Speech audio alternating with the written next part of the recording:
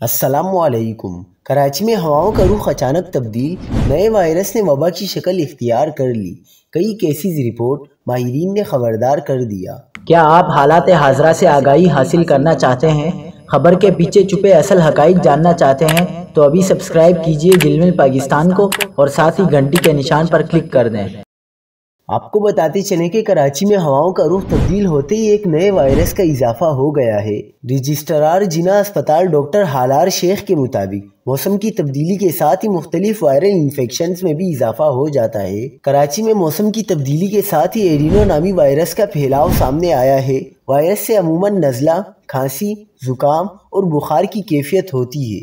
متاثرہ شخص 2 سے 3 دن مکمل آرام کرے تو وہ صحت یاب ہو جاتا ہے۔ رجسٹرار جناح اسپتال نے خبردار کرتے ہوئے کہا کہ اس وائرس سے بزرگ، دمہ اور ذیابیطس کے مریض احتیاط کریں۔ یہ وائرس غذائیت کی کمی اور احتیاط نہ کرنے سے نمونیا کی شکل بھی اختیار کر سکتا ہے۔ ایڈینو نامی انفیکشن کے دوران ایک دوسرے سے ہاتھ ملانے سے گریز کیا جائے اور باہر کے کھانوں سے بھی اجتناب برتا جائے۔